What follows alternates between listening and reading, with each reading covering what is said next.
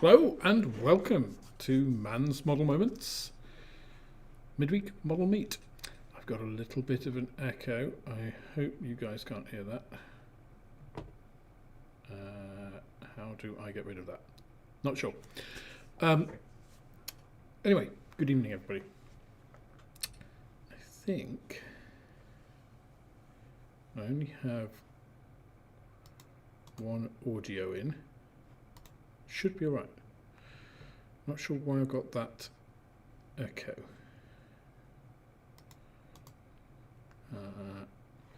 Please do let me know if you can hear an echo.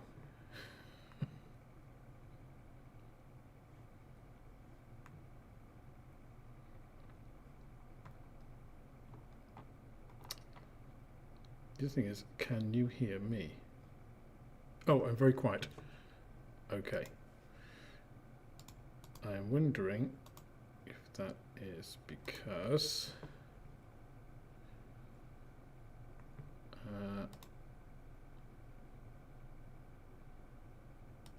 okay.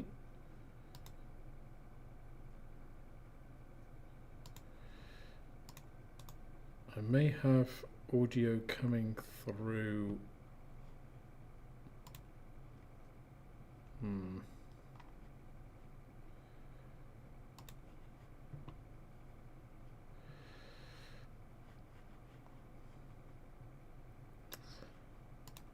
See, I changed my webcam. Hopefully I am now not as washed out as I appeared on the videos. I think I fixed that. It was to do with resolution because I've changed to this new Logitech camera. We'll see.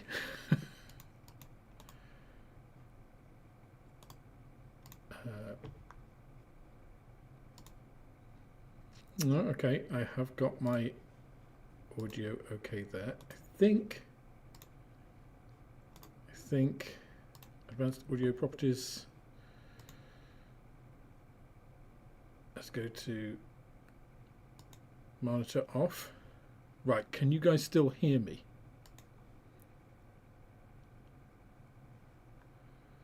Please let me know if you can still hear me.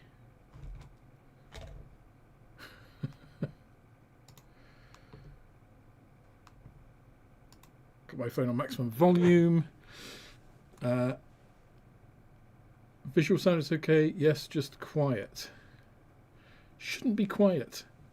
My volume is fine on my monitor. I've got a little active monitor on this, and it all looks good. So, okay, can hear me. Good. Well, as soon as you change something.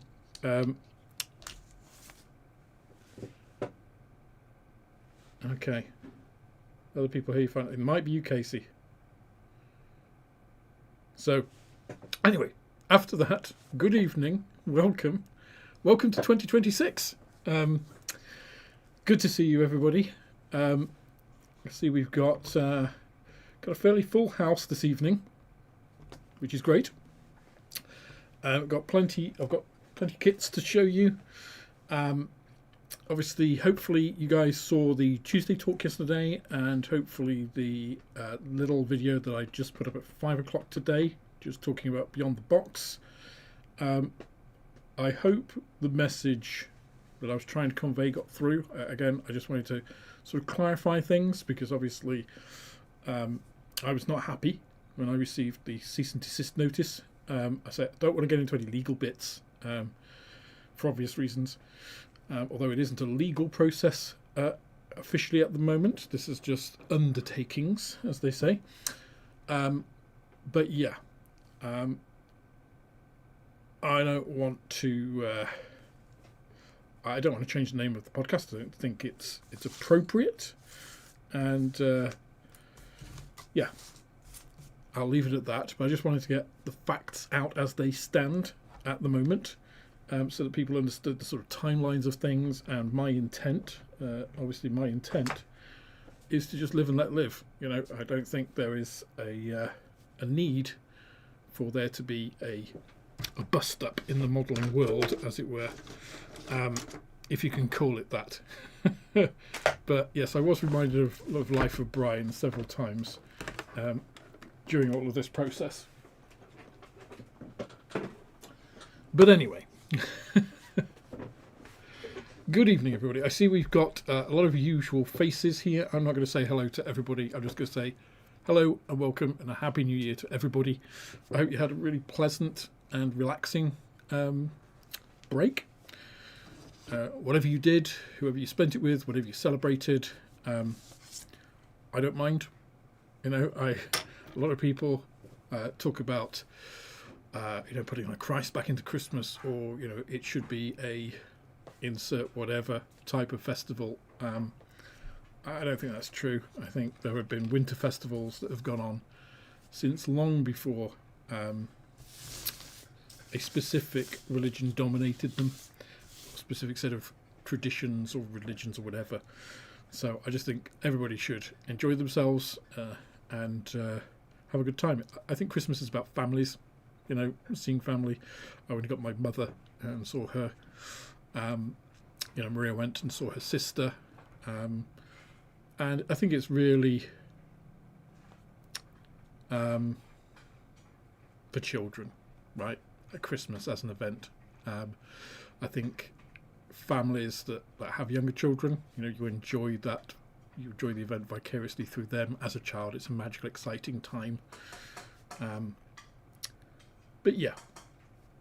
So a lot of people were talking about volume and colour. So yes, the colour is a little bit more saturated because I've tweaked the settings. So the camera was using the settings that the old camera had, and for instance the resolution and stuff's completely different. So I had to tweak all those bits and get it to a bit more a happy reflection of reality, because I think before the other one was very washed out, right? And people had said these last couple of videos were quite washed out. For some reason it was using a very small resolution, and it was the autofocus wasn't focusing properly. So I don't think it's egregious, having seen the videos, but having tweaked the settings, I get what people mean. So hopefully you will see a brighter, more colourful me in focus for the future videos and streaming here. And it's not too, I don't look too red or green or whatever. I'm surprised actually that this top, because I do have a green screen obviously, I'm surprised this top is coming up as well as it is. So quite pleased about that. Anywho, enough of my waffling. I will of course try and get all these settings sorted a little bit more if possible. Let me just see if I can. I don't think I can turn the volume up on this from the front. I think that volume is for the speakers. So I actually have to go around to the back, which is really difficult. I'll do it. I'll do it in a time because I've got a shroud around the microphone. Okay, so let me just check on our poll. Just getting the last late votes in. And just let's go across to the screen, shall we? So here's our little poll. So these are the 20 kits that we had the choices of. I guess we could make that a little bigger, couldn't we? There we go. So the kits that we had. Okay, 9, 7 and 14. See if that changed anything. I don't think it's going to. A 9. A 7 and a 14. There we go. Doesn't actually change the overall rankings. So you can see here the let's just get this a little bit bigger as well. So here are this is the number on our little poll, number of people have voted for it to be first, second and third, and then the total number of points it gets and the kit. So these are the kits that we have in the top position, the top 5. We've got the Dornier 217K2 with Fritx X glide bombs, the Yermolayev ER2, which is an interesting looking thing, actually a kit I picked up from the Yeovil model show, the Airfix Vintage Classic E-Boat, the YF19, and if we get to it, the Breguet 14B2. So that's what we have. Let's get to it, I guess. So this rather grainy looking. So funny enough, that doesn't come up so much on the green screen. K2 with gliding bombs Fritx X. So this only came yesterday. So this came from ICM, direct from ICM yesterday. Okay, let me set up the top camera, and then we can actually have a little look. I don't want to update right now, thank you very much.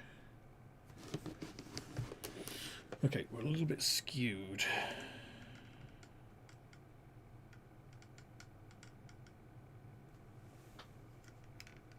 Quite sure how I changed that.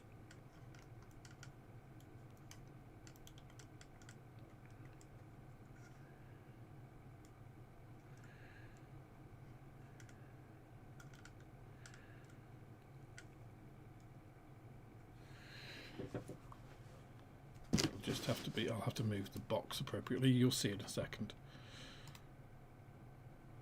There we go. Let's make that big. So a little bit of reflection there. Apologies for that. So here is our Fritx X. Let's take the box. As always with ICM kits, you've got some rather nice box art.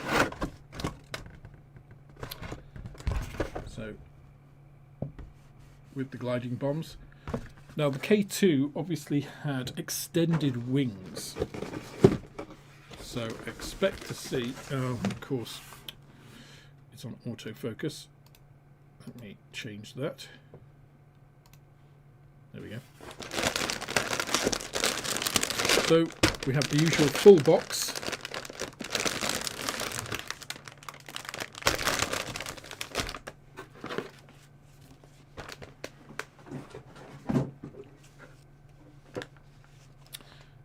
Instructions, normal ICM layout, decals, which look very similar to the K1, which is hardly surprising because it's mostly going to be the same. Some small differences in the individual aircraft marking.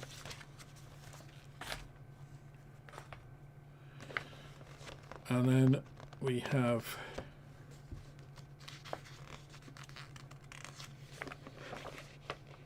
various frame layouts with all of the bits that we aren't using, and then into the instructions. Now the instructions themselves I'm not going to go through tonight.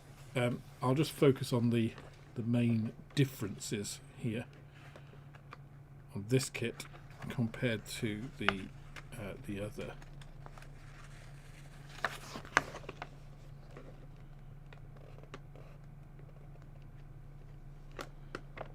So let's get into it. So the main things that are going to be different are these extended wings. Let's use the rustling.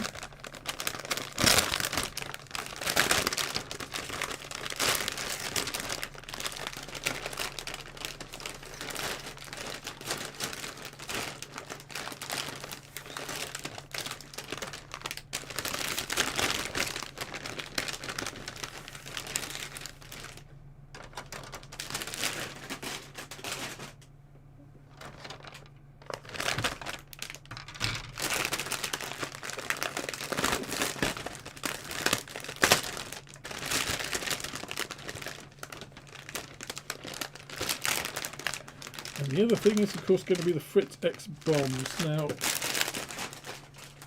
which are in this bag as well. So it looks like all of the new parts are contained within one bag. Now, of course, a lot of this kit was new before. So some of this is the old Dornier 215 or 217 kit. Can't remember which number it is. But obviously, when they brought out the K1, it was a completely new fuselage and a lot of the internal components changed. With the K2, we've also got the new wings, so these extended span wings.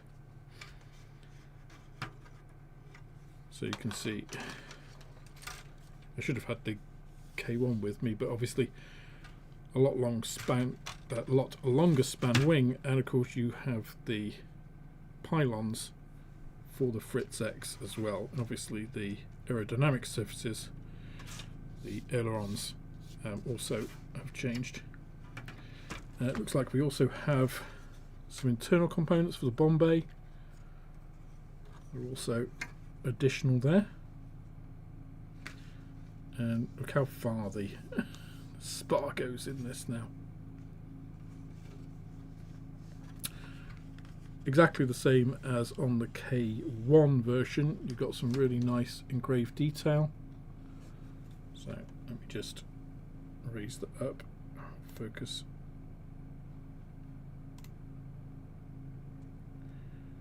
So you can see that level of detail, how fine that engraving is. That's really nice.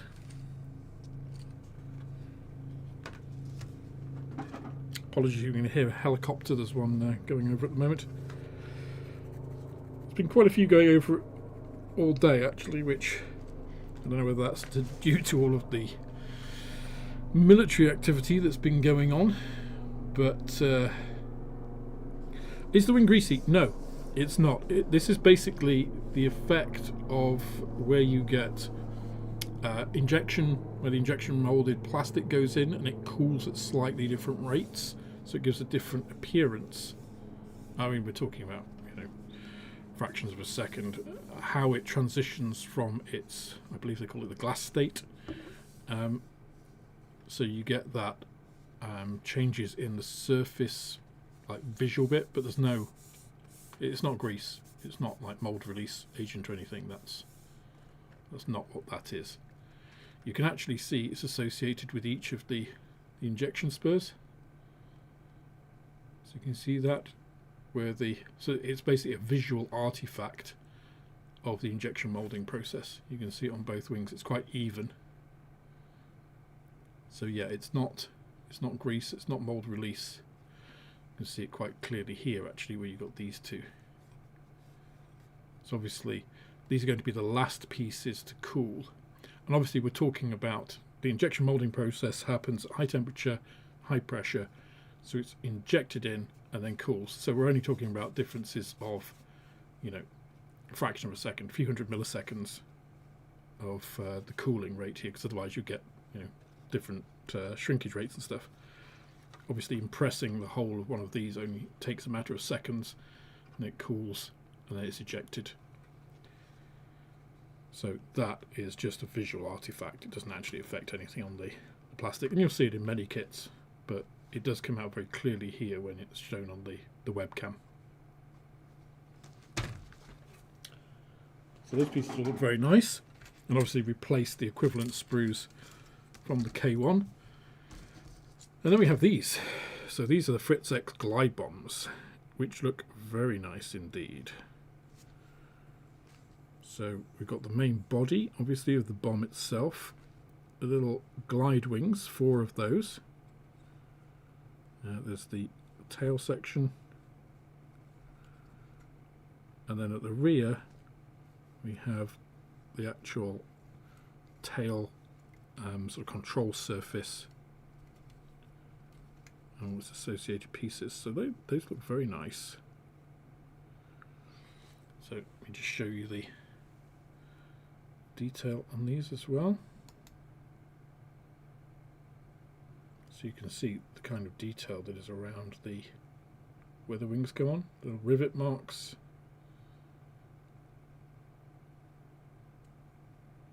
So all of this,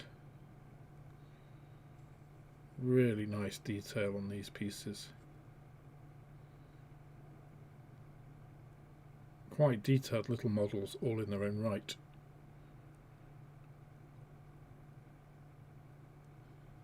In fact, about the size of a 1144 scale World War II fighter, probably. And obviously you get two of those, one for under each wing.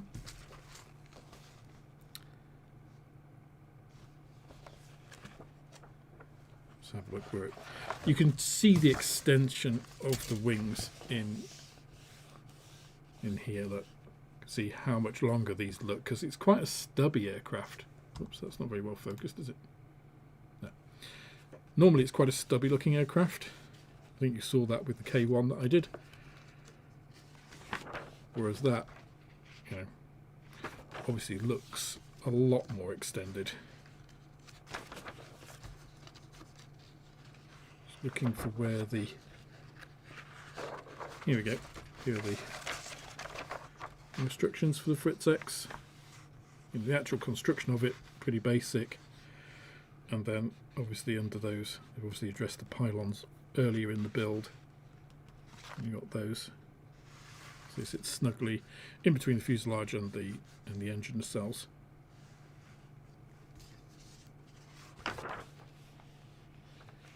Yeah, I mean, you can tell from the plan there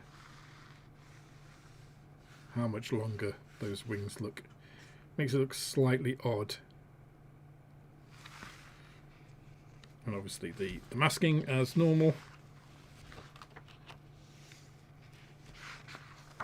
And then the different schemes. So we've got a couple of splinter schemes there.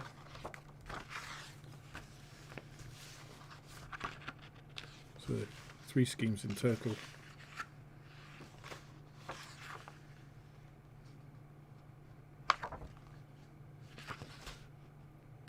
One's with the black underside, and then one's with the Hellblau. Now I have seen a splinter camo version of one of these, not a splinter, a scribble camo version of one of these. So check your references. There's lots of different options with these, obviously. You don't have to do exactly as it says in here. But overall, that looks pretty nice. Somebody asked, is there a tiny bit of flash, or is the light shining through? I'm not sure. Thin plastic on the bong winglets. I don't see any flash, unless I missed it myself.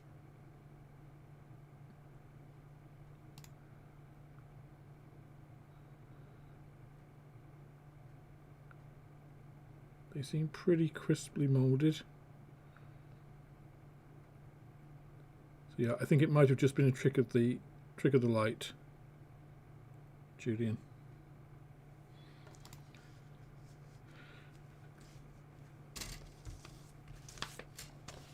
So that is the K2 with the Fritx X gliding bombs. So very nice looking. And again, as with the K1, you get lots of spares.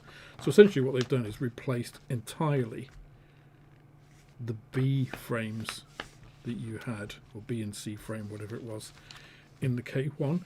They completely replaced those. So those have been re-engineered. They've got separate frames for those. And obviously the A frame is the oldest part of this kit, which I think is from, what was it, 2016? C is the older one, and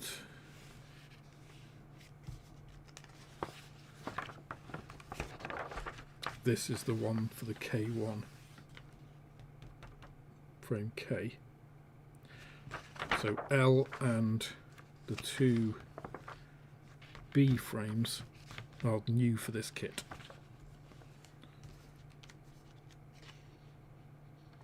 So there we go. Looks very nice. Now, not sure whether I will build that. I may actually give this away. I may do a raffle on this one. So let me know what you think I should do with that. Whether I should actually build it or should I give it away.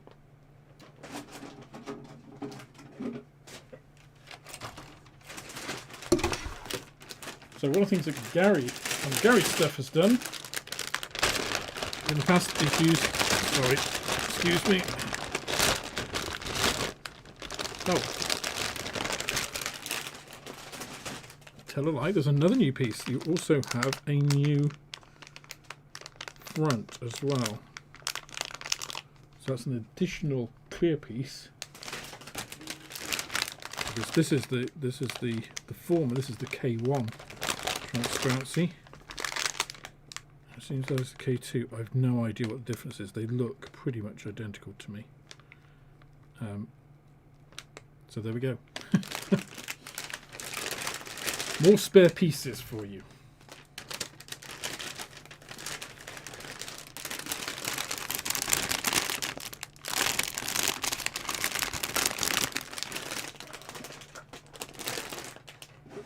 But another very nicely engineered, very full box from ICM.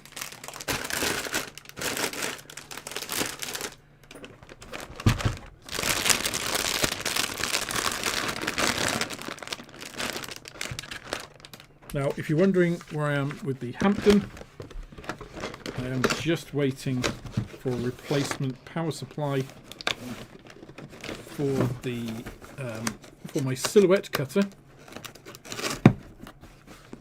to be able to do the masking. Now, I could cut them out myself, but I've already created the silhouette template masks, so I think it would be good to showcase that separately anyway. Right, Travis. Yeah, I agree. They weren't the most exciting schemes, but it was rather nice. So this is our next kit. Now, obviously, this is new to me. It's not been done, but obviously, I did buy this second hand. Its box has been in the wars a little bit. But I and Gary both share a passion for the outlandish and the unusual. And this, I think, certainly falls into that category because this is a weird looking aircraft. World War II Soviet bomber, obviously. But with this Stuka-like cranked wing.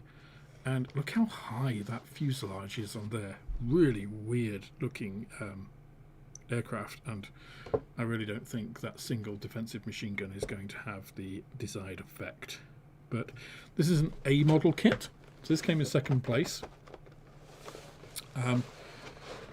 Now, A model do unusual things.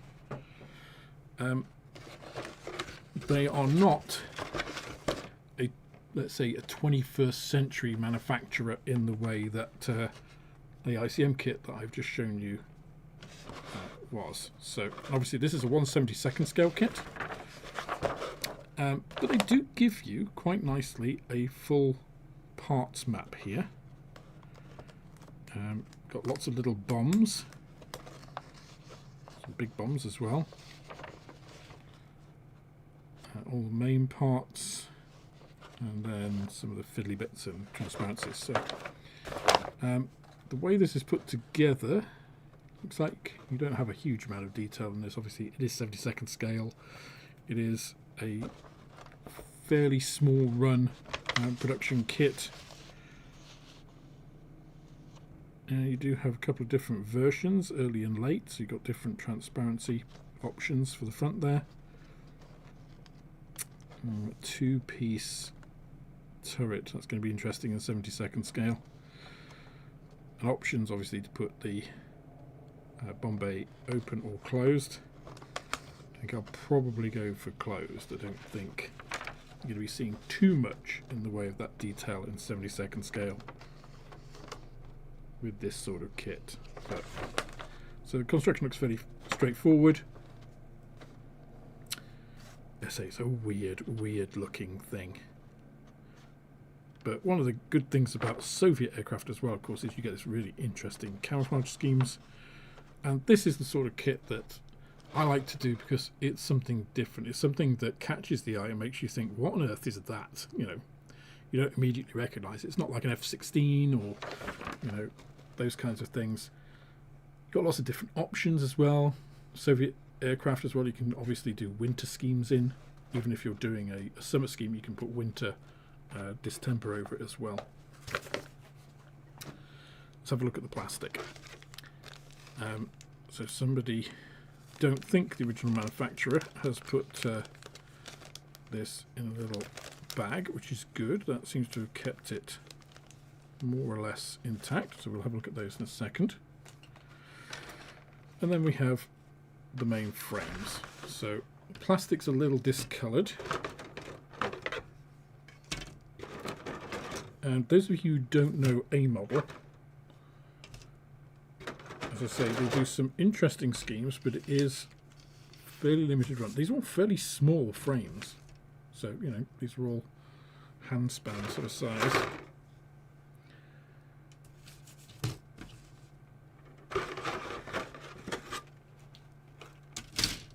You can kind of guess from the from the decal sheet here, you know, you're not going to get tons of detail out of this. Although, I mean, these look a little old, but they seem to be intact. They've got good registration, which is something you often don't see on sort of smaller manufacturers, let's call them. And you've got an instrument panel, such as it is. You're not going to see very much of that through the canopy anyway. Let's take a look at some of these frames. So definitely you can see the discoloration in the plastic, this one to this one. It almost looks like these have been taken in different lighting conditions. It's like this has been done in warm light and this one's been done in daylight. You know, I think this is the bare condition of the plastic, and then this is what's happened to it. You sometimes find with smaller run companies in injection moulding, this might be a different batch of plastic than this, which is obviously the main stock, and this has not fared well. Having said that, let me get it a little bit closer for you, and then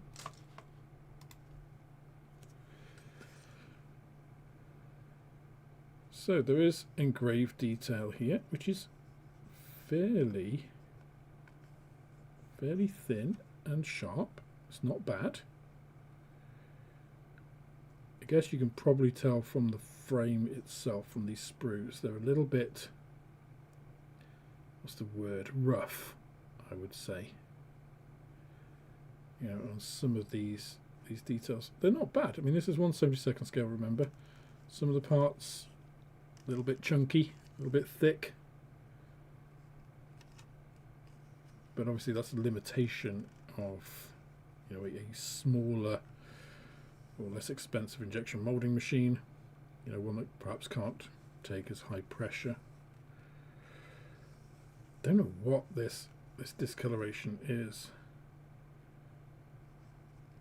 The plastic there may be something actually in the plastic itself when it was injection molded, because these waves almost reflect, like on the ICM kit. Now just compare that to one of these, where you don't see any of that at all, but you can see the sort of the slight imprecision of this. So this is very much like a late 90s, early noughties sort of run kit, I would say, in the way it looks. But the actual parts themselves aren't bad. These are a little bit thick, trailing edges and things, especially for 72nd scale. But again, nothing too egregious, nothing that you couldn't fix if you wanted to go down that route.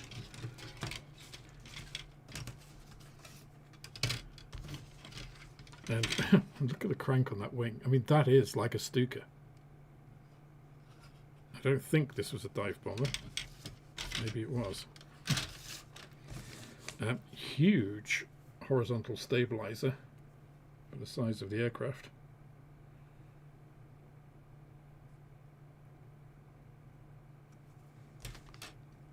And the main fuselage is kind of like an extended PE2. So PE2 in this scale would be about this sort of length, I think. So it's a little bit longer than that. Sorry, I've got a light here which isn't really helping. But again, you have engraved panel lines here.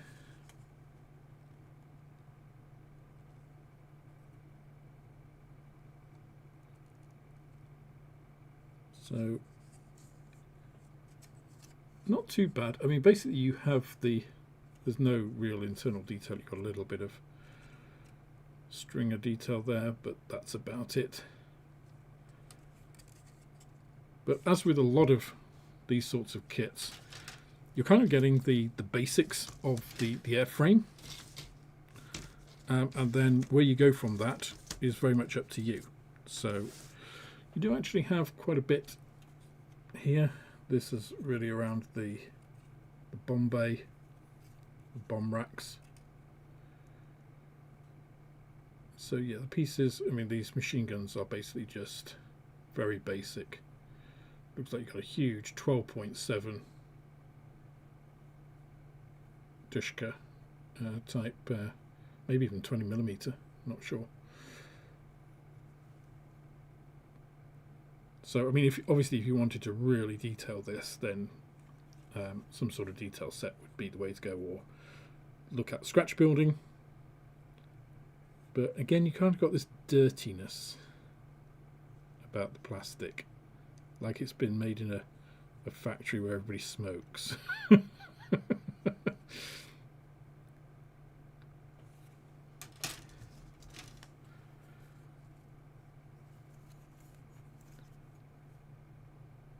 You've got undercarriage props. Again, you can see that just around the edges here.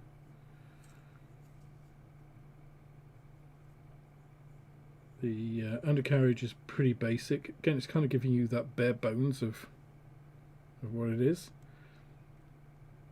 So this is, I would say, like classic 1990s limited run kind of kit. It's giving you an unusual subject.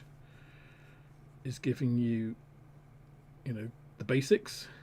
Got control columns, seats there, you know, just in their bare form.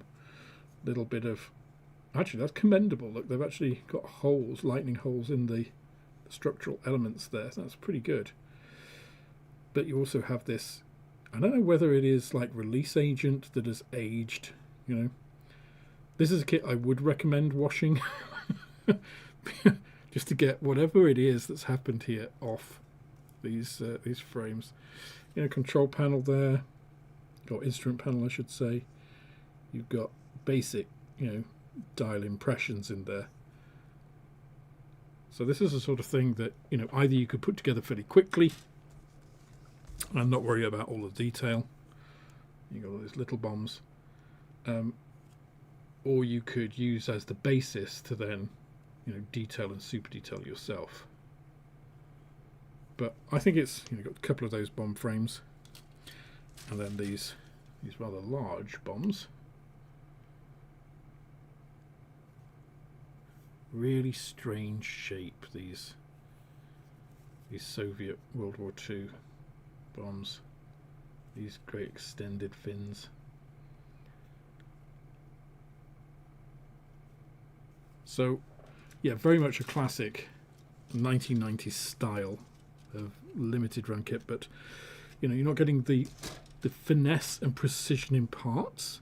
So this is going to ask a little bit more of you as a modeler than the ICM kit is. in terms of basic modelling skills. You're going to spend more time cleaning up here. If you want to add the detail, you're going to add it yourself, rather than relying on the kit. So it really depends on, what do you enjoy?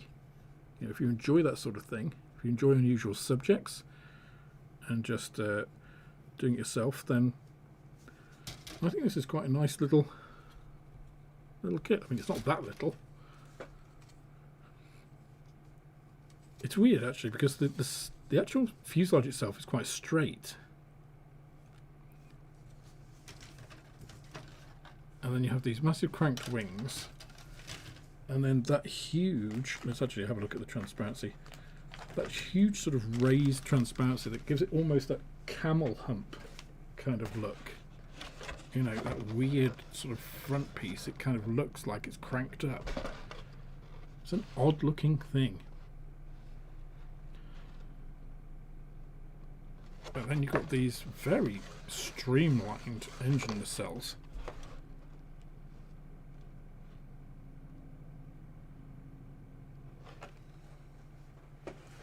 Let's have a look at these transparencies. Typically, on these sorts of kits, this is where you really notice the difference. I presume an earlier owner put these in there, but the kit manufacturer may have done. I don't know. I don't know whether A model do that. I don't have too many A model kits, some of which are horrific. This is definitely a better example than a lot of the ones I've seen. Okay. In fact, let's get that even closer. Let's get this up to here and see if it'll focus. Not quite.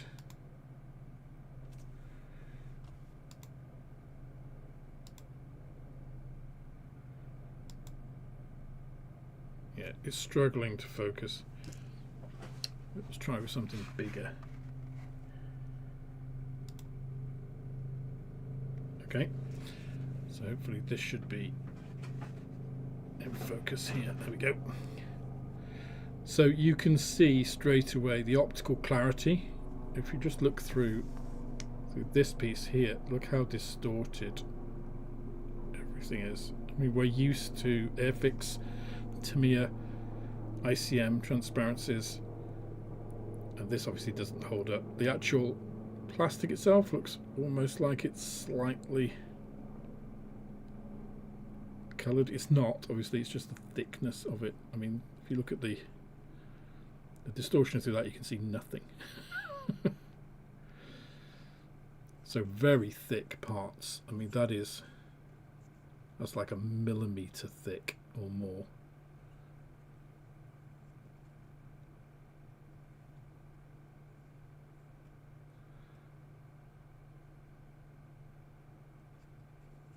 So, yeah, you're not going to be seeing much through these.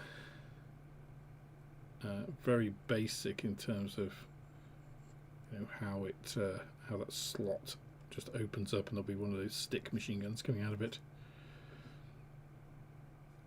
So, if you really wanted to make this look, really good, it's going to be quite a lot of work, and a lot of that work is going to be in here, because really, unless you want the basic shape of the aircraft, you're going to need to replace these to get that look. I think I would just go for the basic shape of the aircraft and rely on it being unusual and people not looking too much in too much detail. I mean, look at that central injection molding point. Look at that. This is translucent blob.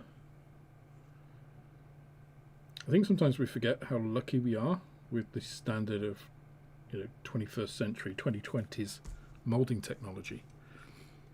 And sometimes it's nice to look at a kit like this, which is interesting, and can be very enjoyable, but obviously doesn't enjoy that same level of finesse.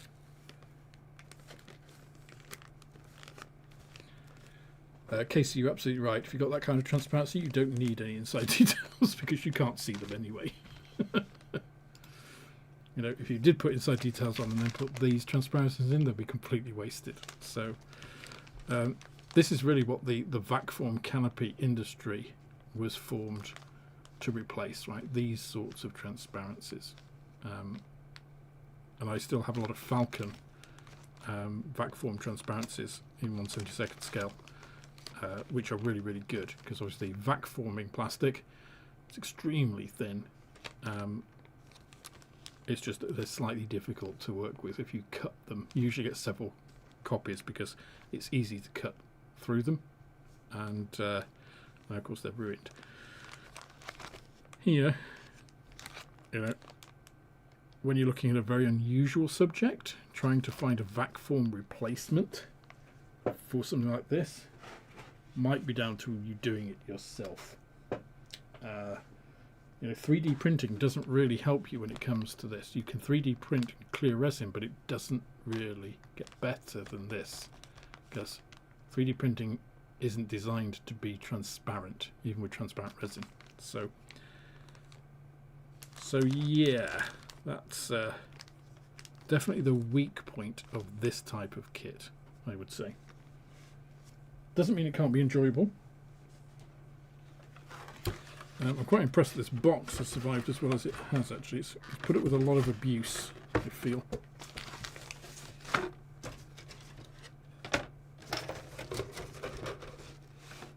But I think that's an interesting aircraft. That'd be an interesting one for ICM to do in 1/48 scale, wouldn't it? I don't know how many people would buy it. I would, because it would be weird. But I'm not sure that's a general recipe for success. And these sorts of instructions, these black and white, you know, so here we go. Plastic model kits, limited edition. So they're limited run. Funny enough, they quote Humbrol paint colours, which is interesting. And where did I put those? Where did I put the decals for it? Not, to be honest, that it's a huge loss. Oh, there they are. So there we go. There's the A model ER2. It's actually a long distance bomber built in 1940. Several dozens of the aircraft were built, which in World War II isn't good, considering the tens of thousands of some airframes that were built. Several dozens shows that this was not a successful design.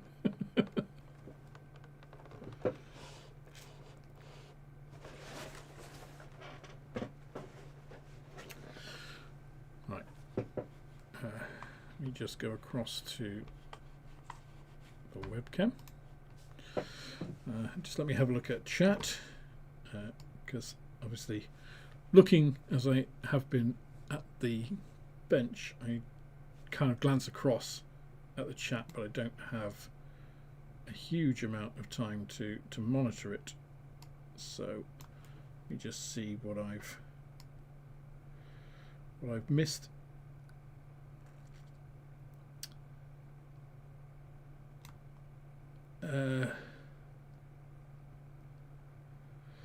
Is there a modern kit of a Soviet World War II twin? I'm sure that it depends what sort of thing you're looking at, like Petlikov P2 or a Topolov Tu2.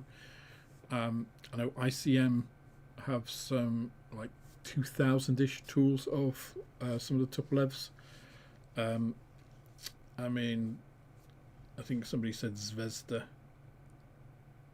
Yeah, Zvezda are probably the company that might actually get some of those, but obviously we all know the issues there. Oh, Julian said production terminated in August 1941. So if they made several dozens of aircraft from 1940 to 1941, that's not a very high rate. You know, the PE2 was a really good aircraft. The IL2, very good aircraft, and they made tens of thousands of those. It doesn't really compare with, you know, a couple of dozen, does it?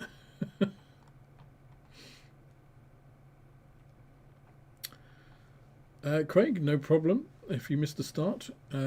Although was otherwise busy with my wife is Really?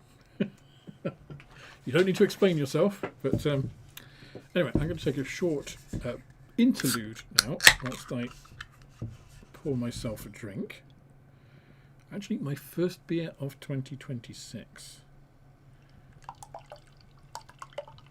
So I'm not a big drinker. I tend to enjoy a beer while streaming with you guys. So cheers.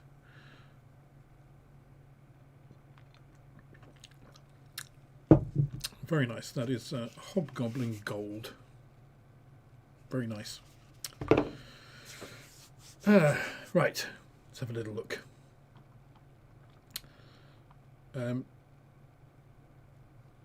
So Julian says, could you use the transparencies? I don't know how to show these on.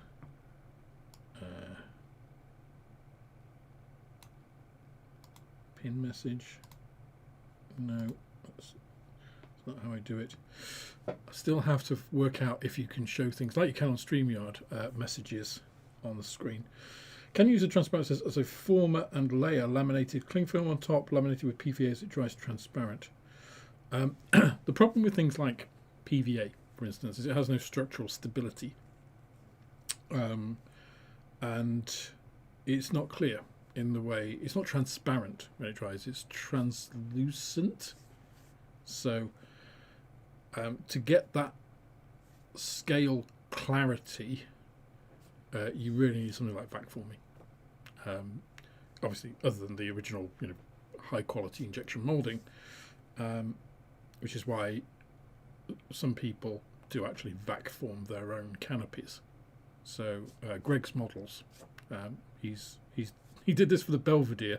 If you go and see his Belvedere video, which I recommend, and obviously he and I chatted on a midweek model meet about the Belvedere and all he did there and all the work and how it almost drove into distraction.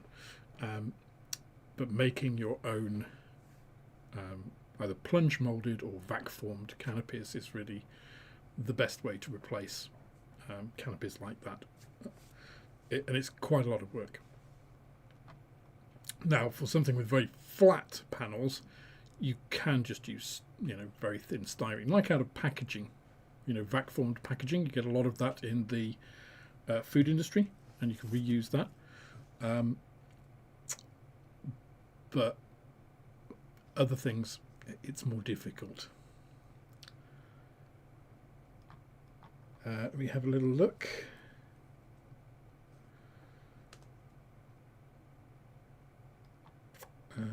What is that grey lump on the underside of the box art? I thought at first it was a sponson or a belly turret. Let me have a little look.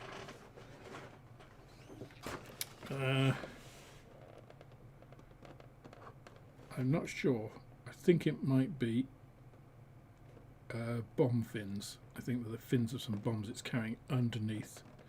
So those large bombs it seems to be able to carry externally. I think its bomb bays weren't big enough to carry them, so it carried those externally. For the Soviet design, they did function over form. There might have been very little detail in the original. Yeah, that's also very true. So yeah, this so A Model are an East European manufacturer. So that white plastic that they use, the A Model stuff doesn't seem to be as brittle as some of that, because what you will often find in these Eastern European manufacturers from sort of 80s and 90s is it was extremely brittle or really soft. They didn't seem to achieve a happy medium. This doesn't look too bad. Let's just try cutting it. Yeah, that actually, it's a little bit grainy, but it's the hardness isn't bad. It's not brittle, and it's not really soft. It seems to hold quite crisp detail. So yeah, I think I will have to build this to give it a fair whack. Maybe I'll do something on vac forming canopies. Maybe, no promises. The year started off difficult enough as it is. I don't want to make a rod for my own back.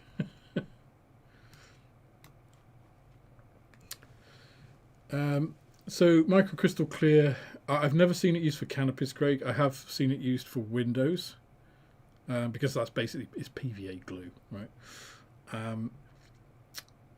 The problem is, is that structural stability. Now, could you use UV setting resin? Again, I've used UV setting resin for windows. So the Concorde I made, actually, which I've never shown on the channel, the Airfix one actually just has holes in the fuselage. It doesn't actually have windows. It doesn't provide you with any. And I filled those with clear resin. Not UV, actually. That was just 2-part epoxy. Just to give some impression of transparencies. Also for the Bristol Super Freighter, I did the same there, because again, although the injection molding processes that Airfix have and the plastic they use now is better, they're still using the original tooling, so they're polished, but it's still as thick. So yeah. Julian says, so it had one gun for protection. Actually, I think it had two. I think it had one over the fuselage and one under the fuselage. And it carried big bombs externally. Somehow I'm not surprised at it failing as a bomber design. Yeah, I mean, it's an old adage, isn't it? If it looks right, it will fly right. And I don't know, does that look right to you? It's kind of wacky. It looks funny. I don't know about. I don't know whether it looks right. Anywho, we're an hour in, so better crack on. So next up is the German E-boat. So let me switch across to the camera. So here we go. I really need to fix how this is twisted, but because if I hold that level with the table, actually it's not too bad there. It's just my perspective. You see, that gap there to that gap there should be the same, but anyway.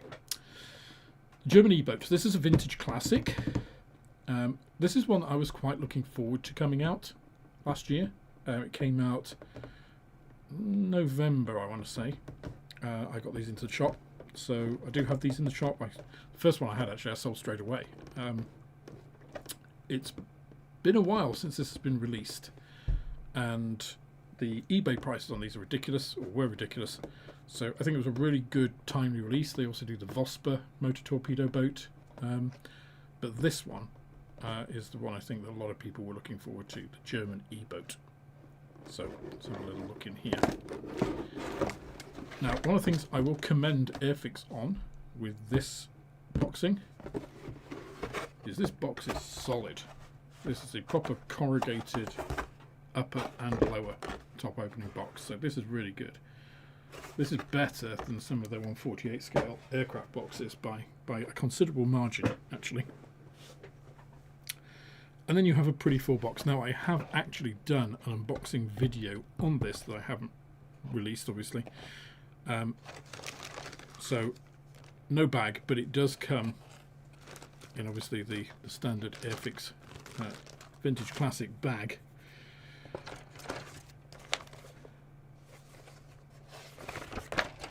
With their classic instructions. So, standard layout, text,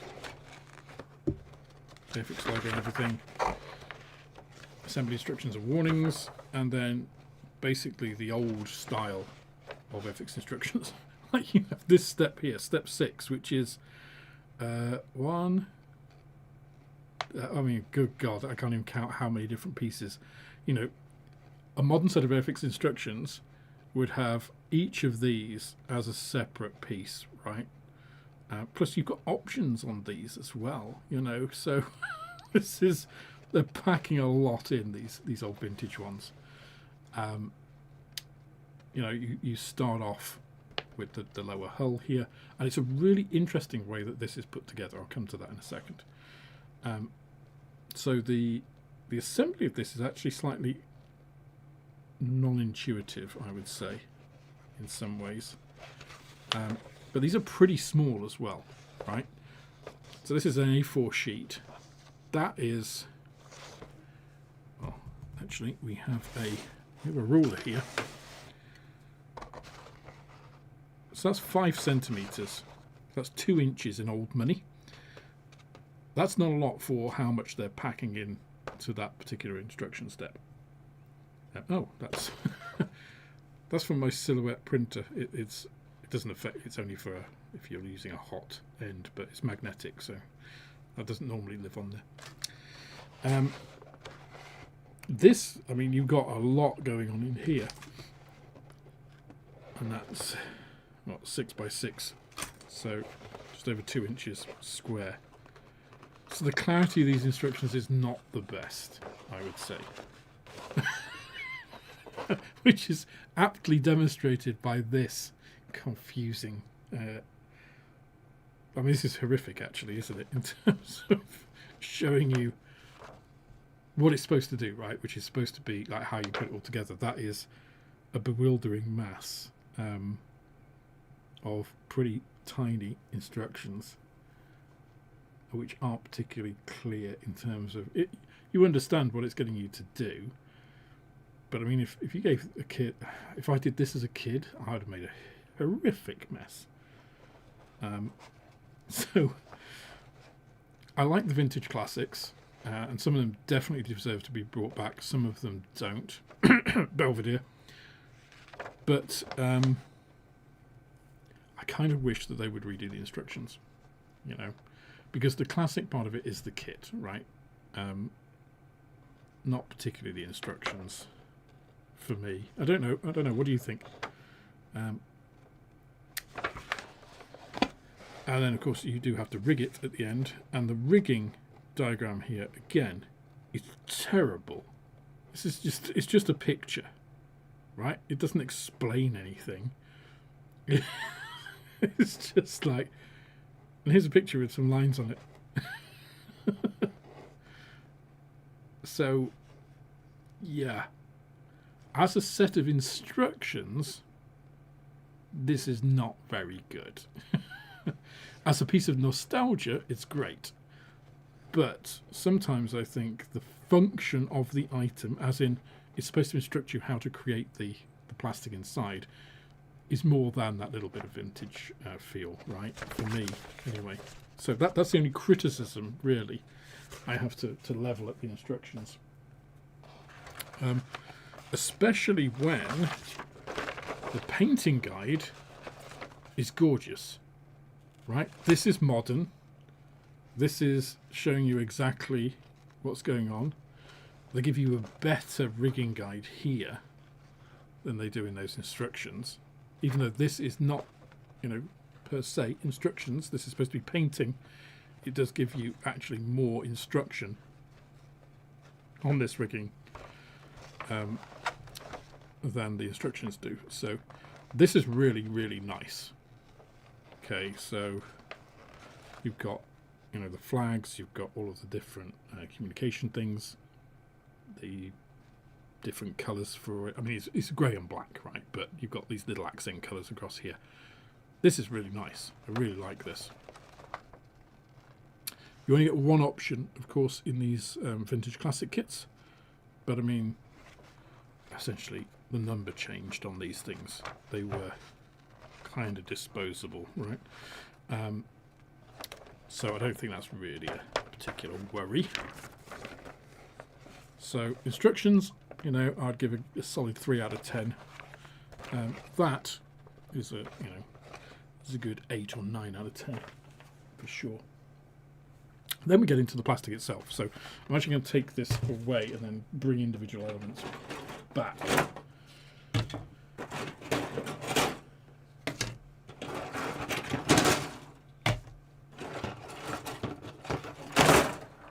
So there are 4 main elements in the hull.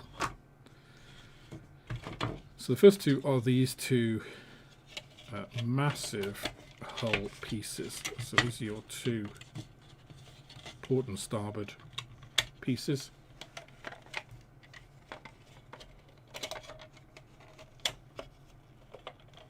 Now, of course, I have cut off pieces from this, but you can see kind of how they go together. These pieces, don't cut those off, because those, once you've got that, locate into this here, in these two to locate onto the actual hull.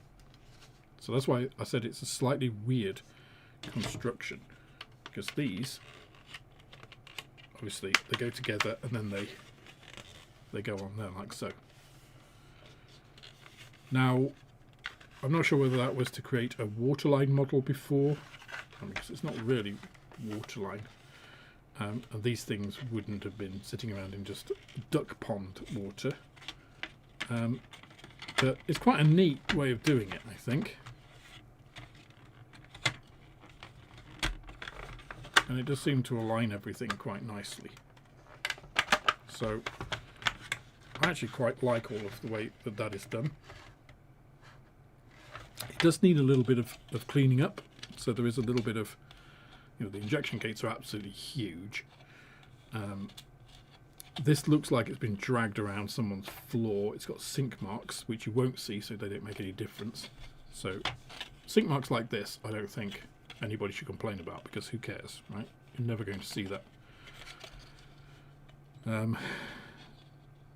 But overall, these aren't bad pieces.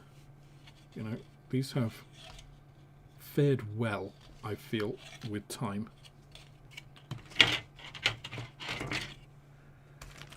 In terms of the overall size, though, I mean, this is, so that's 30 centimeters. So it's about 45 centimeters. So 30 centimeters, 12 inches, obviously. So it's about 18 inches. 45 centimeters, almost half a meter. It's a decent size, right? The deck here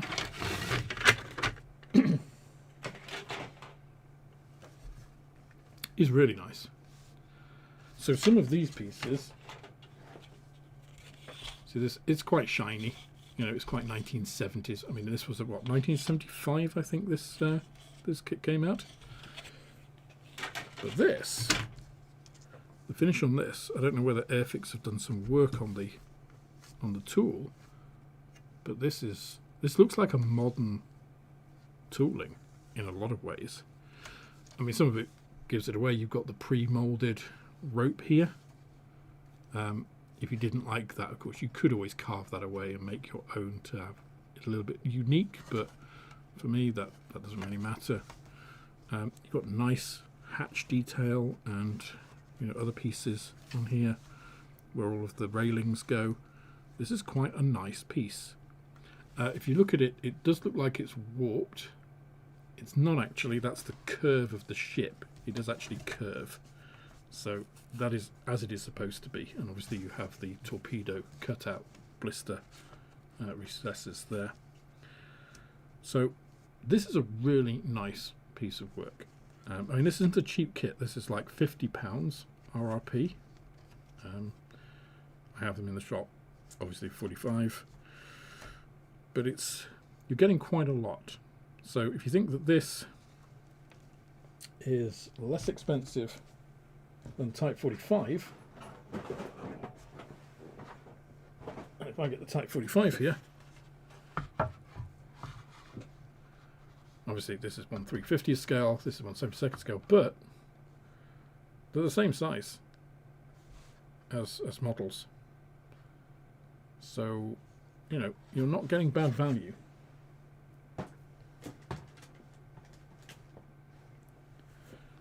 So that piece, very good. Let's again get on to some of the stuff which shows its age a little bit more. So this is some of the main deck superstructure. Again, this piece is really nice. This is part of the rear.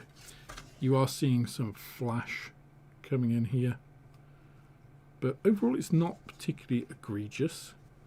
You also have these pieces which are moulded to represent, you know, tarpaulins and stuff. So that has that moulded on detail, which again I quite like. You've got these little lifeboats, which are, well, actually quite large lifeboats, but these are quite nice. And it's really only when you start getting into the smaller elements that some of the age of the kit becomes a little bit more apparent. Again, we're seeing flash around some of these components, and you do get pieces which are knocked off. So I'm missing a piece there which is somewhere in the box. Some of these pieces are a little chunky for their scale, you know, these railings for instance, but overall it's not bad. You know, this is the I think the mount for the 20mm cannon. You know, the ship's wheel, a little bit out of scale, but you know, 72nd scale, it gives the right impression. So not at all bad, really. Shows the era which it was made without really showing a lot of the issues that some of those things brought. Now this, one of the reasons you can tell it's a vintage classic straight away is look at the frame. It's like, I mean, it's not a frame, is it? It's a sprue, because nothing frames it.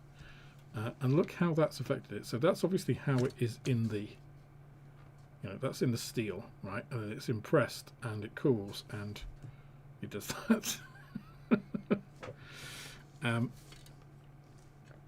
But again, here, you know, you can see elements which sort of betray its tooling origin. You know, some of these pieces, you do have sink marks in the actual piece. So this is a good example here. Let me see if I can show you that a little bit closer. So you can see very clearly there are sink marks in these. It hasn't. There we go, that's better. Obvious sink marks in these. Now, obviously, if you're doing a waterline model, you're not going to see those on full hull. You're not going to see them much, but it's still there, you know. So the other piece which kind of betrays the age is this main, let's call it a mast. So if you look at that and some of the detail on it, obviously you've got the ship's bell there. This is all a little bit crude, right? Lots of flash. You know, it needs lots of cleanup. So it kind of again betrays its 70s origin, but nothing horrible, you know. It's all stuff which you think, okay, it might be a little bit overscale, a little bit clunky. Some of these elements you could replace if you find that egregious, or you could just live with it. You know, and there's plenty of bits. There's certainly plenty of bits in this kit. The stand actually is not bad. I think the stand is better than the one that you get in the Type 45 destroyer.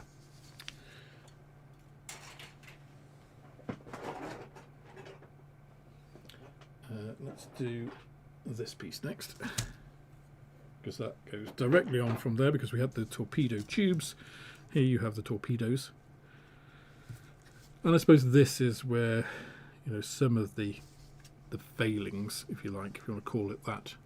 Again, the 70s origin, these are a bit basic, a little bit crude. And again, some of these smaller elements. But again, not terribly so. These are the depth charges, and you've got some really nice, some quite nice detail on some of these depth charges. So these don't look bad. I quite like these. Now, of course, you do have ejector pin marks. So again, depending on what you're going to do with this, if you're going to try and show the detail on the inside of some of these pieces, then you need to treat those. If not, then maybe not. And it does suffer from that vintage classic thing of, you know, everything being stuck in a bag, and so this piece is almost falling off, for instance. The crew, actually, again, let me put this back up. The crew aren't bad. I would say for the scale, those figures aren't bad. They aren't the normal 1970s fare. This guy, especially the captain, with his, you know, overcoat and glasses, this guy, they're quite dynamic and fairly detailed. I think these are better than a lot of the current crop of fixed figures, to be honest. So these guys, and I think the figures are probably what brings the kit to life, if you want to put it in a, you know, sort of sea diorama sort of thing. So with some careful painting, I think those could actually really make the kit. But again, overall, I don't think this is bad at all.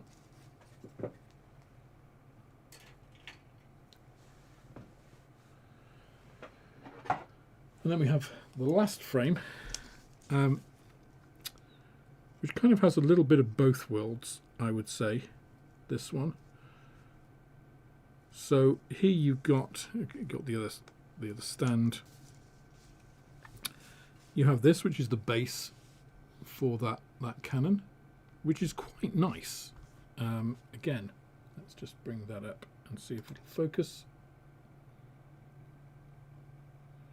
So you can see we got some wood texture, which is obviously way over scale for this, but obviously this was a metal plate with wooden boards down here to, you know, provide grip for the crew in rougher seas, and it was going to get wet.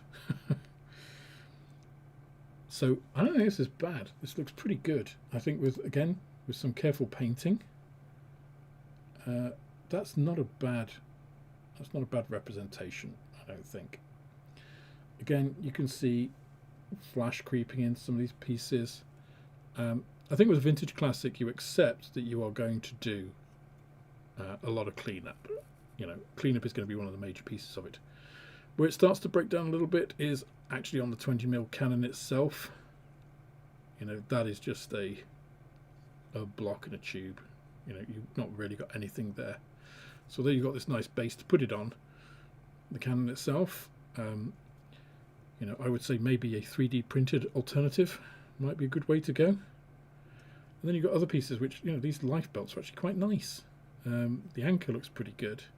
You know, these oars, funnily enough, pretty decent. So I think for a 1975 kit, and I said this again about the Apollo 5, it's aged very well, considering it's 50 years old, more than 50 years old now.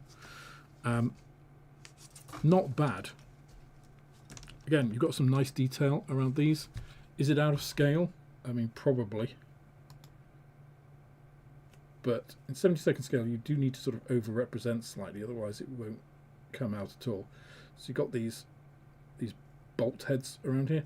I know if you look at boats, they're pretty rough, especially around this area. You know, it's more important that you had the fastenings rather than you made it look nice. So again, I don't think that's bad. These pieces, I think, the racks for the depth charges are probably worse. They're probably one of the weaker area of the kits. I haven't actually done any research on the E-boats about how these looked, but these look plasticky. They look like they might be over scale and stuff. So there are definitely elements of the kit. I think you could put this kit together and really enjoy it, and actually produce a nice, you know, fairly sizable model. But I think there are certain areas of it that you could put a bit more work into and actually, you know, make a really nice kit. Does that make it worth £50? No, that's one only you guys can answer, you know, with your own money. So if this was £30, it would be a shoe-in. I'd say get one. For £45, £50, it's more of a personal choice, I feel, on that value proposition. Thanks, Casey. Good to see you. So I mentioned there are some pieces, that end up in the box. There are quite a few of them here.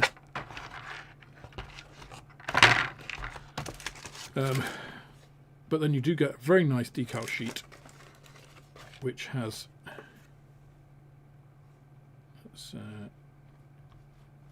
sorry, there we go.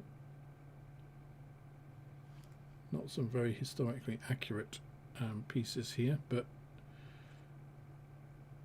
at least they are Facebook safe, let's say. I said they only give you one version. That's not actually true. They give you a version for numbers 6 up to 13 there, I think. So S6 up to S13. They give you the Kriegsmarine flag and a whole bunch of other flags there.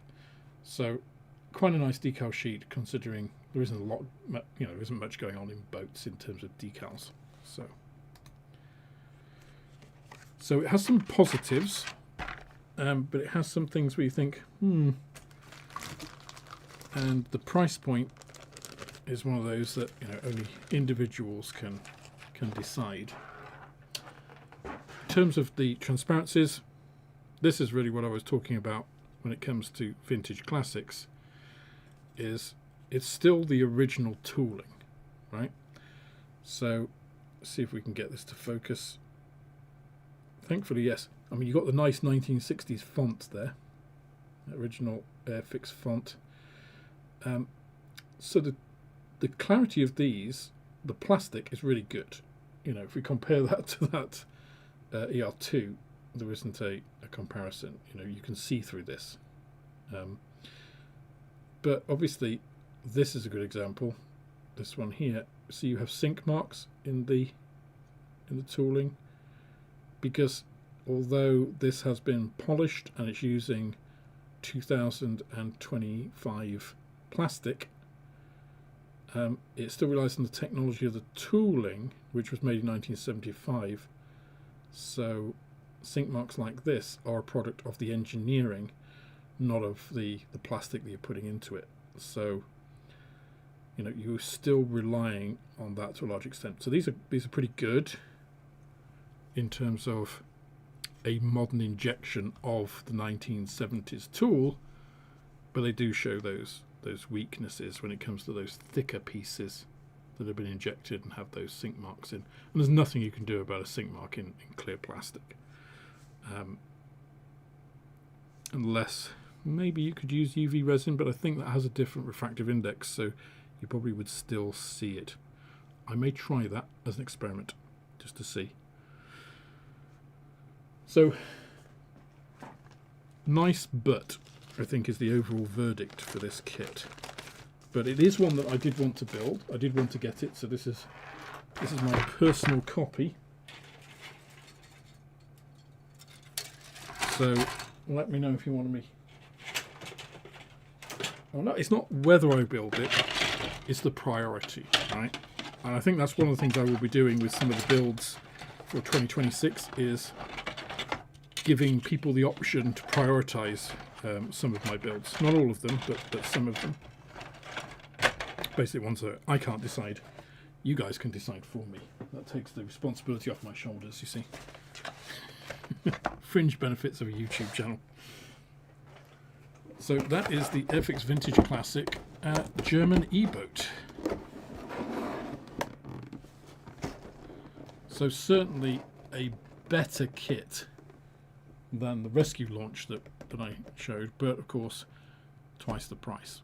So it's a much bigger kit, and I think the issues to fix in this kit are much easier to fix than the issues to fix in the rescue launch with those two turrets on it. But overall, not bad. But yes, you are right, Simon, there are better ship models on the market, but it's, what do you want? If you want an E-boat in 72nd scale, I don't think there's a huge amount of choice.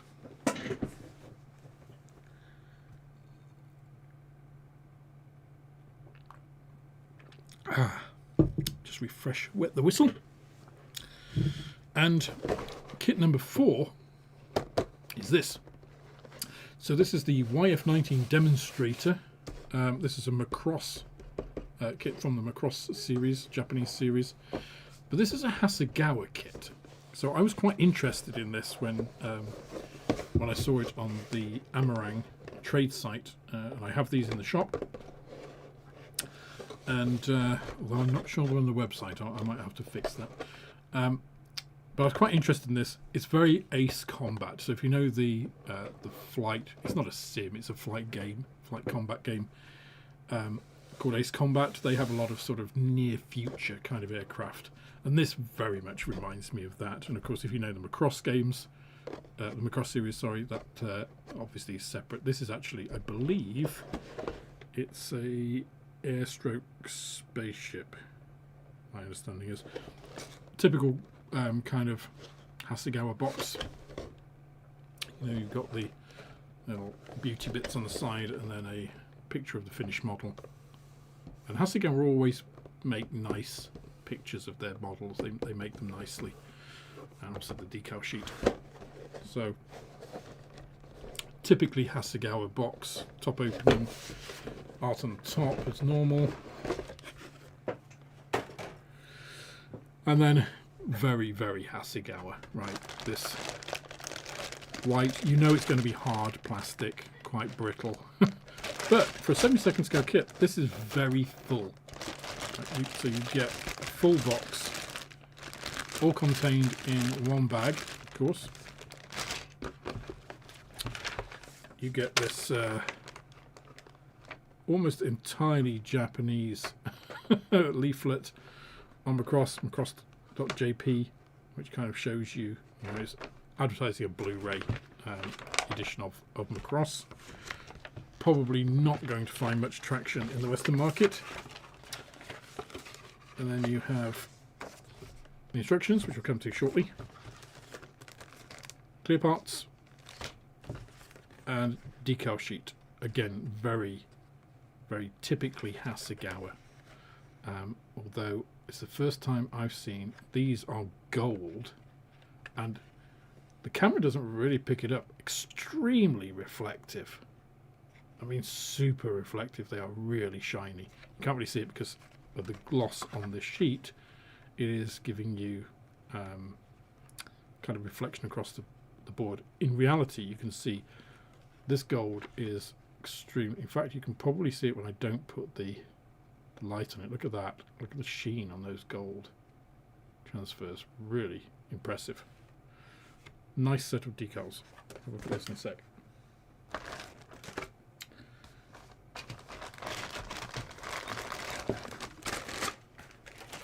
So, quick look at the instructions.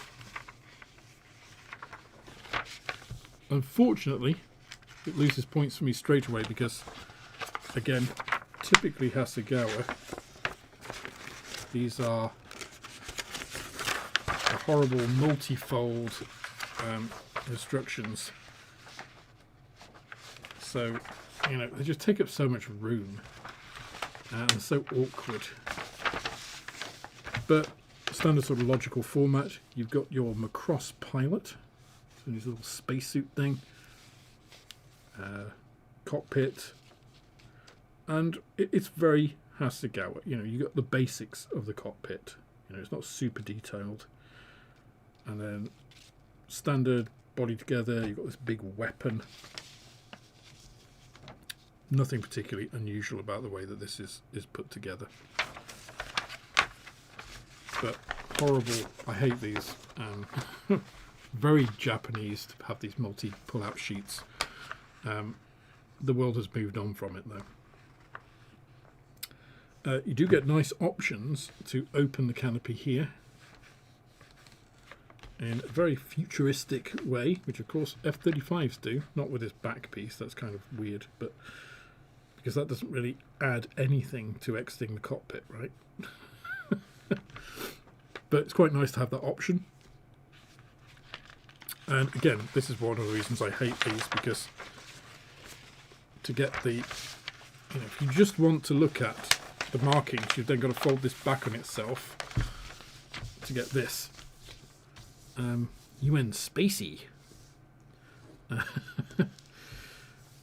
then you have this Macross fictional layout design here.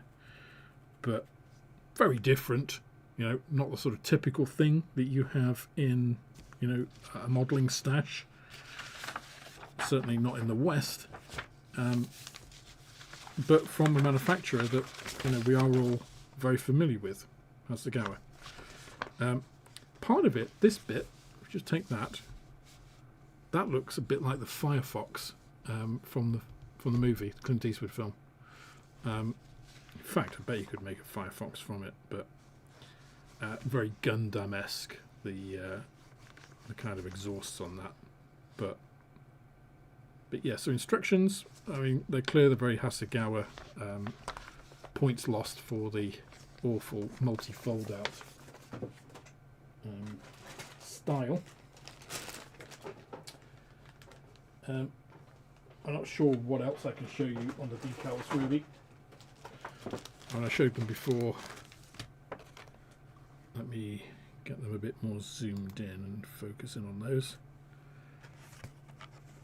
You can see the gold here actually better because it's not reflecting. There we go, you can see on there how reflective that gold is. It's really nice. Very clear, great register, they look nice and thin. I think those are going to be really good to use. In fact, if you look at these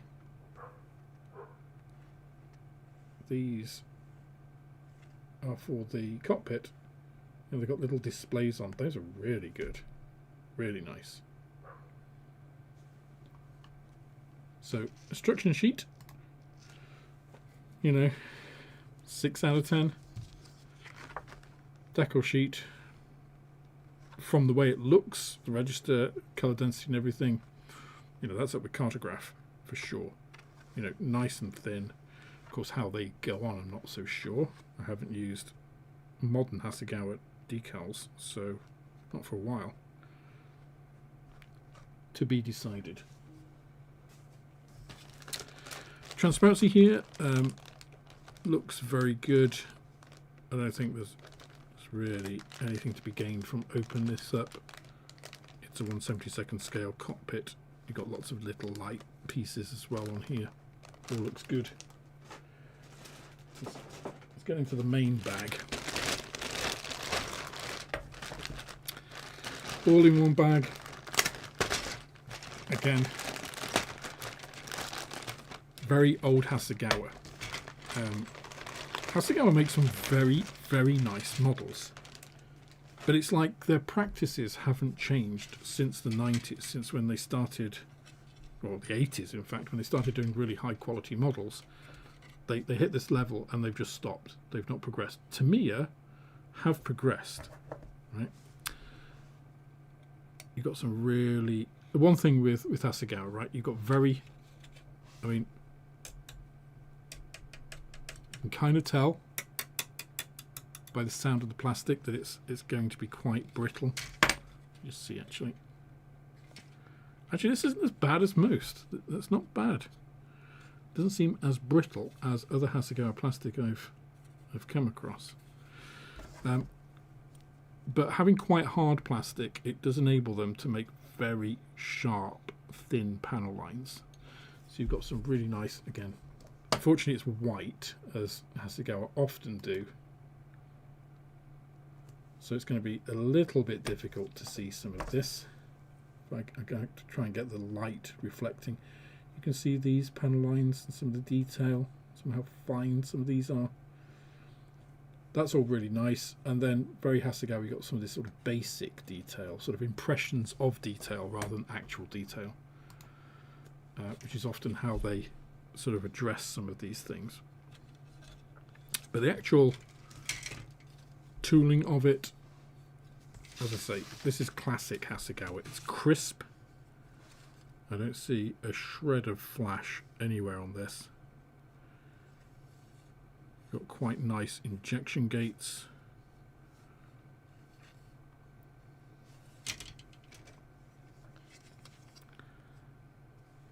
Again, some nice engraved detail. Difficult to see on this white. Nice little pieces just to make sure that all the mold is filled. These little pieces at the end. Again, with nice little injection gates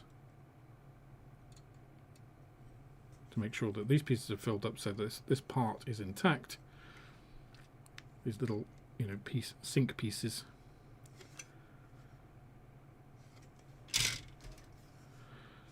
Quite nicely for a Hasegawa tooling as well. It's not covered in release agent because some of their tools, some of their kits come and there's just huge amounts of, you know, visible release agent on there. F-35 was terrible for that. It's one of the worst examples I've seen.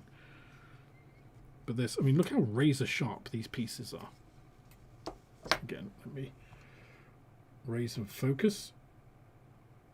Look at that. That's like, that's actually almost as sharp as that scalpel tip. Very crisp. So that's something I would say about most Hasegawa kits is the tooling, the moulding on them is really sharp.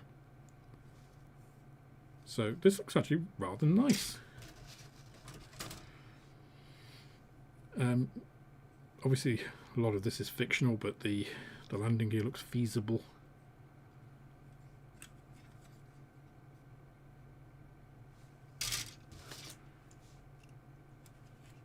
Again, these, you know, engine. You've got a turbine in a square housing. I'm not quite sure how that's supposed to work, but oh, your little dude.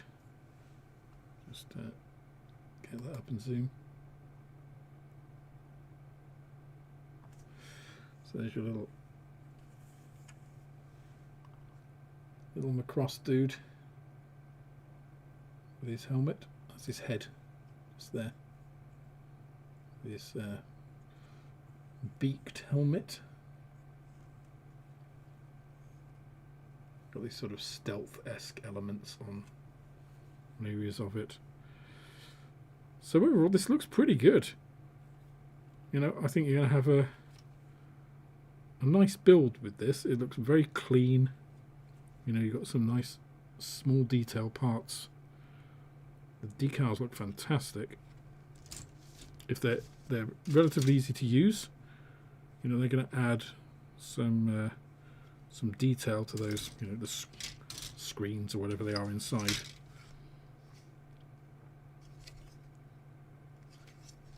So I think this is going to be a fun little thing. You've got, again, the impressions of some detail for the wheel wells. Again, this isn't kind of a serious one-to-one reproduction of reality because it doesn't exist, but you know, it's got this huge gun underneath which looks a bit like a pulse rifle from Aliens. But overall, the actual, I mean, the kit production quality is excellent. It's also an unusual shape. It's quite a nice,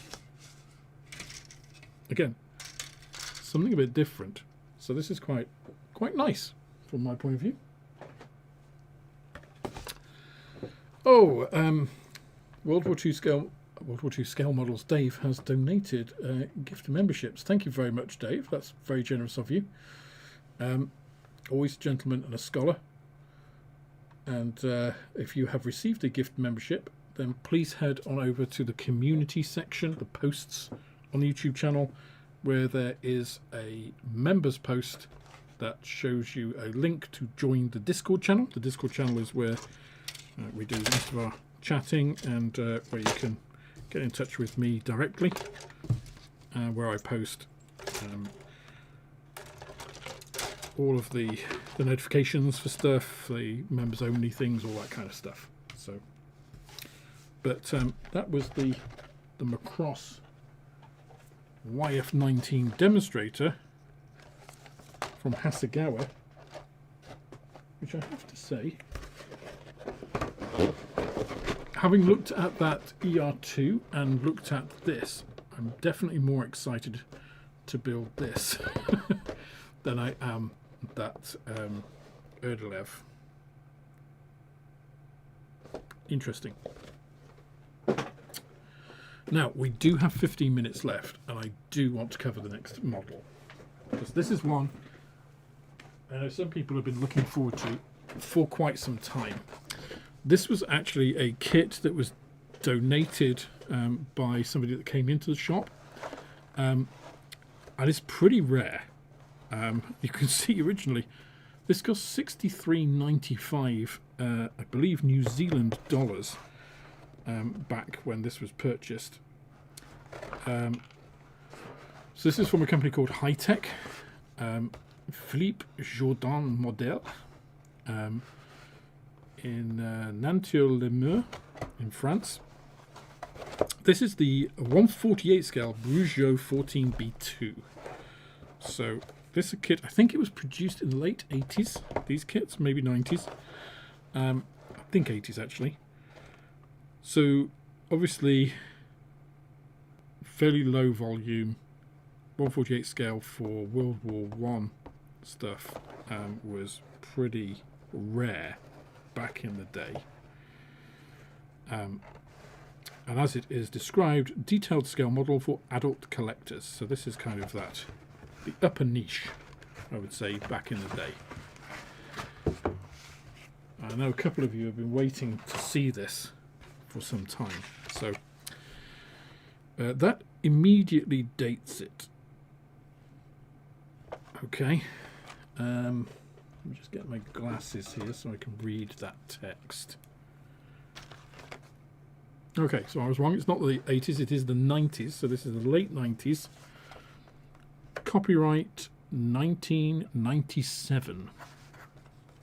And the reason I say it dates it is because these are Aeromaster decals, who were, back in the day, in the 20th century, you know, these were kind of up there. And it says custom designed by Aeromaster decals. So these are very thin. They've obviously got the centers separate, but they've actually got really nice detail on these. Let me try and get these to an optimum distance for you guys, so you can see these, if I can find the focus button. But just look at these. Just look at this. This is all actual writing, all readable. You've got really nice stenciling. Oops. You've got a high-tech high-tech one there. So you can see commendably thin, very little excess decal film on everything apart from these big threes. So very nice, especially for what is almost 30 years ago now. So these were limited run kits of specific subjects. So again, the 90s was a time for a lot of limited run companies. So the instructions here, obviously they're fairly basic. Black and white, just a single sheet. A little bit of history though. And I really like this because it kind of shows the ethos of that time, which I think is coming back in recent times with the advent of 3D printing and stuff. But it says here, prior to starting on this Breguet 14 model, my first task was to check the various available plans. I had more than half dozen plans at hand, among which were... So this is from the guy who designed the model, talking about how he came about to do this. I love this. This is like a personal rendition from the guy, Philippe Jourdan, who designed this, which I think is lovely, and it really, I think, makes it more personal, and it's just a really nice little thing. And then you have the actual instructions, and the first thing we do is have a bunch of photo etch. But at the time, this is the late 20th century. Photo etch is all the rage. Resin is just starting to come in, and in terms of detail parts. And how else were you going to depict these kind of pieces? So you've got all of this, talking about how to do. You've got wire, plasticard. So this is not designed as a kit for someone to just put together. This is work. This is a project. Okay. So it talks about, there is a gap here on some aircraft, an open area. Here you've got, you've got this wire to make, and then use these PE parts. And so it's a mixed media kit, obviously. And then, it goes through talking about how you do this. It's got little, not only the diagrams, but also little pieces of text to guide you through it. Together with the camouflage scheme. Also give you a documentation and reference list, which is really nice. And then the rigging guide, which, oh my god, looks horrific. You also have a set of 1-to-1, I think there's a 1-to-1 scale. No, not quite. Just a set of decal placements. Yeah. And I love this as well. Camouflage and markings of Escadrille BR-117 aircraft. World War I is a period of uncertainty as far as the camouflage and markings of operational aircraft are concerned. I think that's a perfect statement for a lot of periods and theatres of war, to be honest. So yeah, he goes through a lot of that. Again, very personal sort of feel to this kit. So that's all of that. Let's get into the kit itself. So obviously this is limited run injection molding. This is one guy making these kits. So having said that, I mean, they are obviously limited run. So it's the quality of the plastic is that sort of slightly grainy. If you've ever done a limited run kit, you will know. But it's like, or Eastern European kit from the 80s or 90s, has this slightly sort of rough, grainy kind of feel to it. You can tell it's this sort of matte surface as well. But you have some nice raised detail here. Obviously you're going to need to trim flash off and stuff. But, the parts themselves, they're quite nice. You've got reasonable thickness on all of the trailing edges. Quite thick here for the joining parts. Obviously I believe that's for the fuselage. The fuselage itself, you have, and again, you can kind of tell that this is done by hand. Let me see if I can again get that.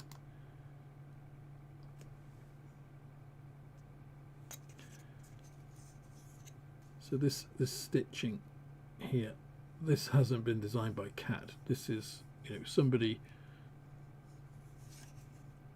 making little marks in the steel to represent this stitching. So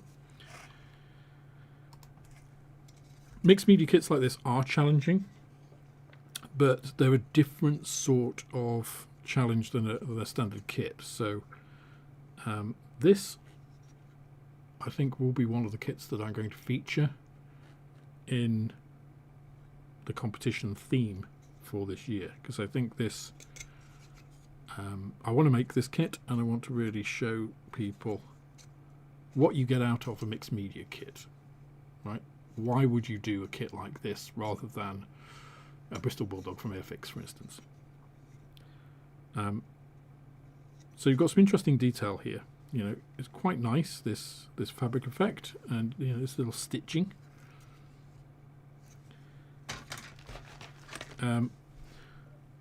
These pieces actually, for a limited run kit, not bad at all. You've got some, in fact, comparable to, you know, in fact better than Airfix's 1975 mainstream tooling, which for a limited run kit is fairly high praise. You've got some fairly decent pins on here.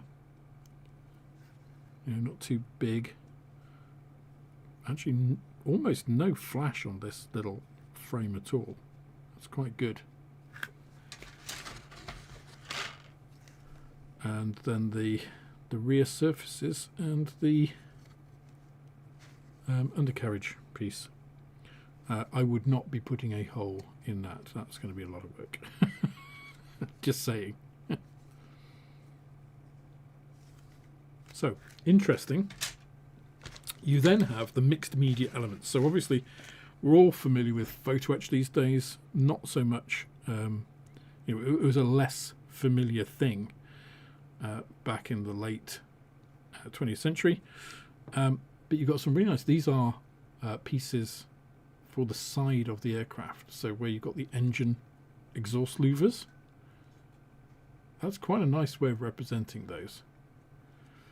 And the thing I like about this is you don't have really thin, unrealistic, two-dimensional pieces for pieces which weren't thin and two-dimensional. So that's actually quite a nice piece of photo etch.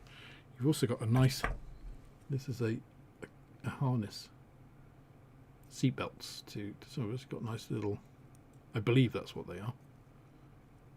If not, then they're not. But not bad. I would say that's a reasonable piece of photo etch. You then have resin, which was cast resin. 3D printing, of course, didn't exist in the way it does today, back in 1997. So, oh, they've actually given you a piece of plasticard. That's so it mentioned plasticard. That is your piece of plasticard. So they don't expect you to provide it yourself. That's great. Look at that. So this is a very thin, very nice piece of clear acetate. Or styrene. I think it's acetate. For the windscreen. And then you have the cast resin components. So obviously big casting lug. So you'd have a piece of vulcanized rubber and cast into that. But if you can see from this, they are bulged wheels. So that's quite a nice little piece there. The main engine front, that's what this piece goes into.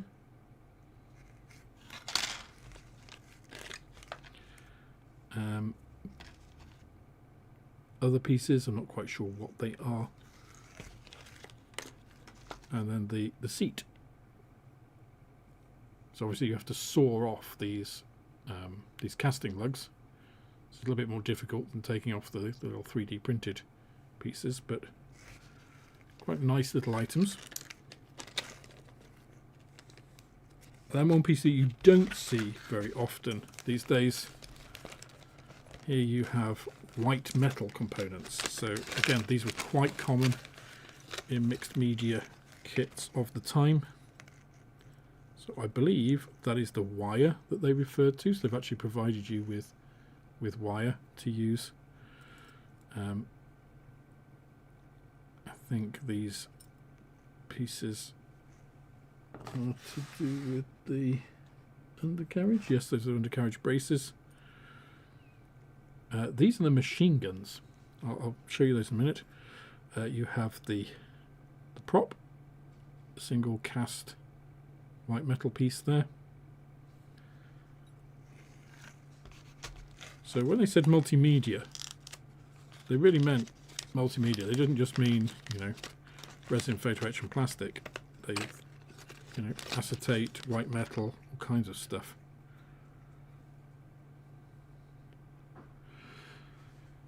So again, let me focus there. So there we go. You got little machine guns cast in white metal.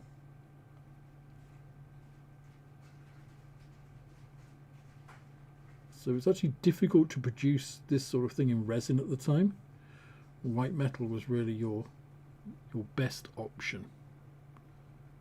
Not so much now, but not bad considering the technology and the age of those. So really interesting kit. I really love that kind of personal touch from the maker, from the designer, Philippe Jourdain. Really nice.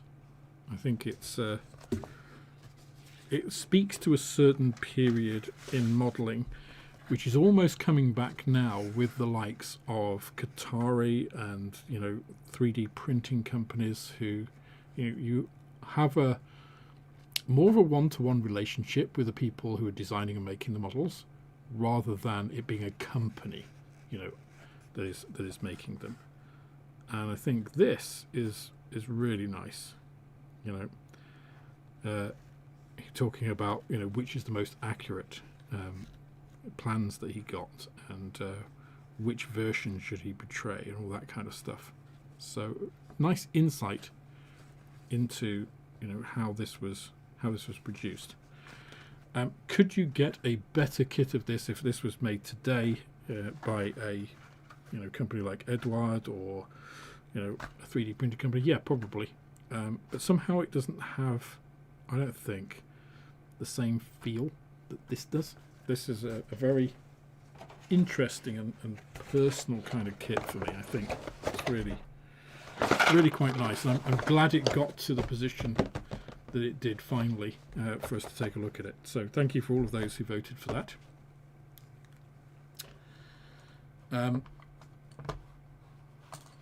Let me go across to the webcam, because we have now hit 10 o'clock, so it is now that witching hour, and that's a nice note to finish on, I think, that Breguet. So apologies, I haven't really looked at the chat for the last 40 minutes or so, but thank you guys for sticking with me tonight. Hope you enjoyed what I showed, and hope some of those kits were of interest to you. The Dornier will be coming into the shop shortly. You can pre-order it. I think it's just hitting the importer at the moment. So have a look, check out the web store. The pre-orders are up there. I say I've got the e-boat. The other ones, the YF19 Demonstrator, I do have, but they're not on the website. I will fix that. And obviously the ER2 and the high-tech Breguet are one-offs. You're not going to find those in a shop. You might find them in a second-hand place or in at a show somewhere. And if you do, now you know whether to avoid them or to pick them up, and what sort of price you might pay for them. But anyway, thank you all. Thank you all for sticking with me through the various ups and downs of these past 7 days only of the new year. I'm quite positive about this year. I think it's going to be interesting, provided we all survive to the end of it. So I wish you all a fantastic rest of your week. Hopefully see you on Friday on Scale Modelling Live. I think we're doing that. And look out for the next episodes of the Hampton coming out. Fingers crossed my power supply comes tomorrow, and I can get those masked done and get the painting actually down. So thanks, guys. Have a great one. Thanks for joining. See you on the next one. Bye now.